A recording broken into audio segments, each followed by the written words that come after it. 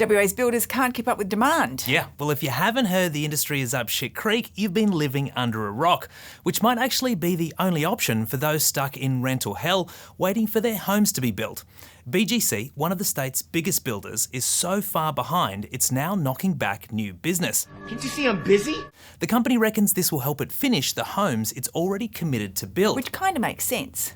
Yeah, well, especially since they're facing a potential class action from customers pissed off that they haven't got anywhere to live. But this shit show is hardly new. As far back as September, the builder was telling customers to BYO tradies if they wanted to get a roof over their heads quicker. And the Premier's trying to roll a turd in glitter. Yeah, well, Mark McGowan has bizarrely tried to spin the BGC drama as a good sign for WA. These are problems of huge demand, of enormous success. It's because the economy is so strong. Other than being breathtakingly tone-deaf towards the families that are on the brink of financial ruin, McGowan's unapologetic attitude shows he isn't taking much responsibility for his government's role in this debacle. Nothing to see here, folks. In a mad rush to save tanking economies at the start of the pandemic, governments around the world did what governments almost always do in such situations: infrastructure spending.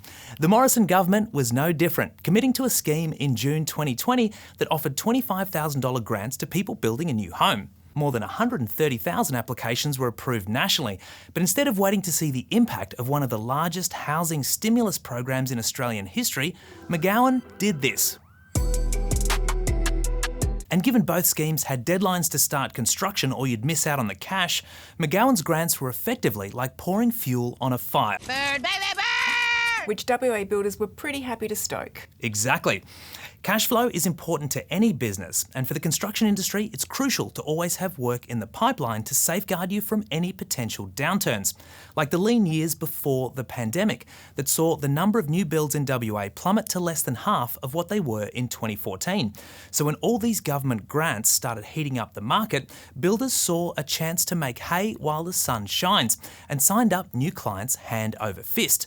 Throw worker shortages, a cyclone in Kalbarri, a bushfire in Warraloo and global supply chain issues into the mix, and you've got a perfect storm of factors to screw over customers and drive builders to the wall. She's coming on, boys.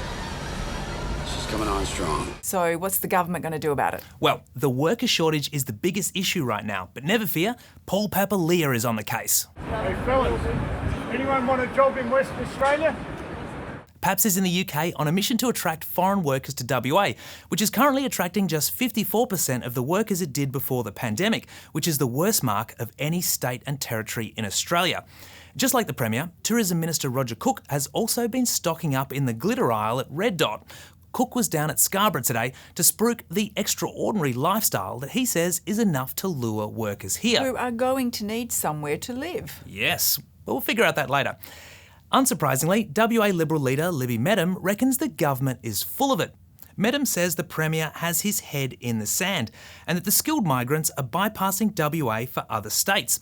Now, the really bad news here is that things might be about to get even worse. The same government schemes that saw builders take on more work than they could handle are now driving a construction downturn as bad as anything we've seen in 4 decades. Ironic, no?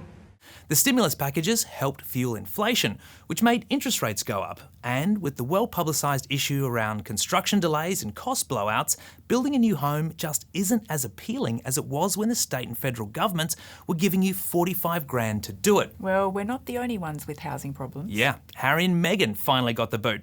The Duke and Duchess of Sussex have been turfed out of Frogmore Cottage by King Charles in what looks like a retaliation for the release of Harry's tell-all memoir. Harry and Meghan live in California these days with their kids, but the couple had dropped a lazy £2 million on fixing up Frogmore to use it as their base in the UK. Now it looks like Charles is turning the property over to Prince Andrew, for which any normal person would be like winning the lotto. It's time for the lottery! Except if you're a royal, and then Frogmore is like being put in the naughty corner. Well, right now, he's where he's meant to be. Seems like Andrew doesn't want to live there anyway. Apparently it's far too small. It only has 10 bedrooms. Poor thing. Well, it could be worse. Anyone want a job in Western Australia? I'm Ben O'Shea. For more update, click the subscribe button below.